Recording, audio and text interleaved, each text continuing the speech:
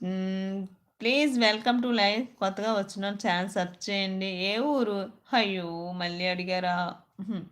చెప్పాను కదా! ఇంద్రజ లోకం నుండి వచ్చాను భూమి మీదకి. ఇంద్రజని ఇప్పుడు దేవకన్యకగా మిగిలిపోయాను. సారీ. నేను మానవ కన్యకగా మిగిలిపోయాను. ఆ ఉంగరం దొరికే వరకు కూడా మా డాడీ రావద్దన్నాడు ఇంద్రుడు. హాయ్! హాయ్! ఒకసారి మీ కింద వచ్చే తరత మళ్ళీ పైకి వెళ్ళడానికి లేదా మేడం?